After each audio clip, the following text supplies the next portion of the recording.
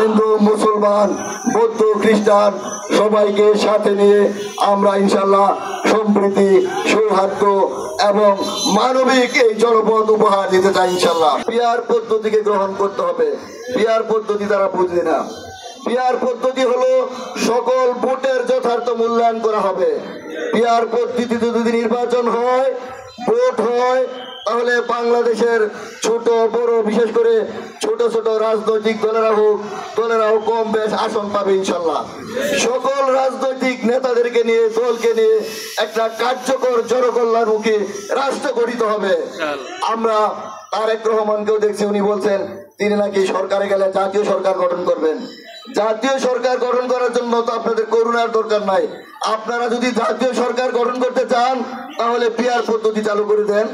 Peer পদ্ধতি চালু করলে তো এমনি এমনি সবাই সরকারের মধ্যে আসবে।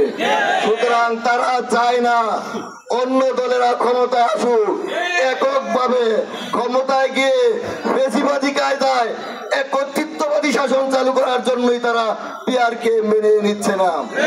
আমরা চাই পিয়ার পদ্ধতিতে নির্বাচন হবে। নির্বাচনের আগে প্রিয় ভাই এবং বন্ধুগণ, আমাদের আরেকটা দাবি হলো নির্বাচনের জন্য লেভেল প্লেইং ফিল্ড অর্থাৎ সমতল মাঠ তৈরি করা। আমরা লক্ষ্য করছি সরকার ফেব্রুয়ারিতে নির্বাচন ঘোষণা করছে। এই নির্বাচনকে আমরা সাধুবাদ জানাই, কিন্তু নির্বাচন হওয়ার আগেই যখন বিএনপির পক্ষ থেকে বলা হচ্ছে ধানের শীষে ভোট না দিয়ে যে বাড়িতে যাবে সে সুস্থভাবে বাড়িতে যেতে পারবে না, নির্বাচনের আসার আগেই বলতেছে তারা কেন্দ্র দখল করবে, হুমকি দিচ্ছে, ধমকি দিচ্ছে। এই জাতীয় বক্তব্য দেওয়ার মাধ্যমে মূলত নির্বাচনের জন্য যে সমতল মাঠ হওয়া দরকার ছিল এই মাঠকে তারা দখল করে নিচ্ছে, এই মাঠকে তারা হওয়ার সুযোগ দিচ্ছে না। আমি সরকারের কাছে দাবি জানাচ্ছি, আমাদের কালীগঞ্জ নানা জায়গায় আমরা লক্ষ্য করছি আমাদের কর্মী ভাইদেরকে হুমকি ধুমকি দিচ্ছে, আমরা যেখানে যেখানে প্রোগ্রাম করছি বাধা দিচ্ছে।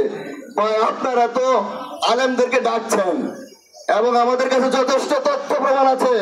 হুমকি দিচ্ছে মসজিদের সভাপতি, এক দলের সভাপতি থাকার কারণে হুজুরকে বাধ্য করে আপনাদের সমাবেশে নেওয়ার জন্য চেষ্টা করা হচ্ছে। মসজিদের ইমামদেরকে, মাদ্রাসার শিক্ষকদেরকে বলা হচ্ছে সংখ্যালঘুদেরকে না গেলে সামনে সমস্যা হবে। আপনারা তো ক্ষমতায় যাওয়ার আগেই যে জাতীয় হুমকি ধুমকি দিচ্ছেন, এর মাধ্যমে নির্বাচনের যে সমতল মাঠ এটাকে বাধাগ্রস্ত করা হচ্ছে।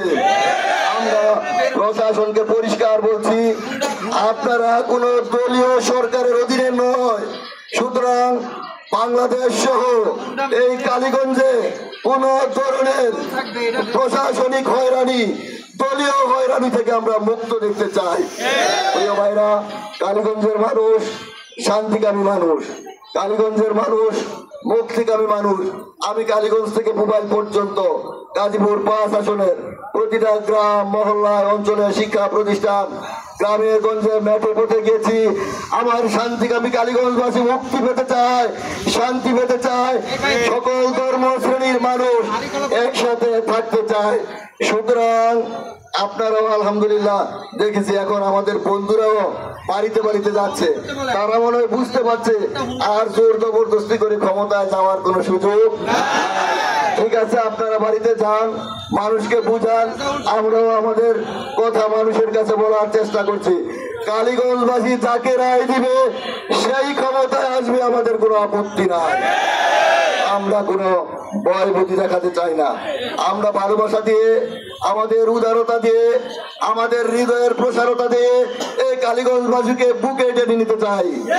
আমি আপনাদেরকে সাথে নিয়ে, সাংবাদিক বন্ধুরা রয়েছেন, কালীগঞ্জবাসী রয়েছেন, আমি কথা দিচ্ছি বাংলাদেশ জামায়াত ইসলামী আমরা যদি বিজয়ী হই, দাঁড়িপাল্লার বিজয় হয়, তাহলে কালীগঞ্জের প্রতিটা মানুষ নিরাপত্তার সাথে থাকবে ইনশাল্লাহ। যারা আমাকে ভোট দিবে, যারা ভোট দিবে না সবাই নিরাপত্তার মধ্যে থাকবে। যারা আমার দলের থাকবে, আমার দলের বাইরে থাকবে, সবাই নিরাপত্তার মধ্যে থাকবে। হিন্দু মুসলমান মুসলমান, বৌদ্ধ, খ্রিস্টান সবাইকে সাথে নিয়ে আমরা ইনশাল্লাহ সম্প্রীতি, সৌহার্দ্য এবং মানবিক এই জনপদ উপহার দিতে চাই ইনশাল্লাহ।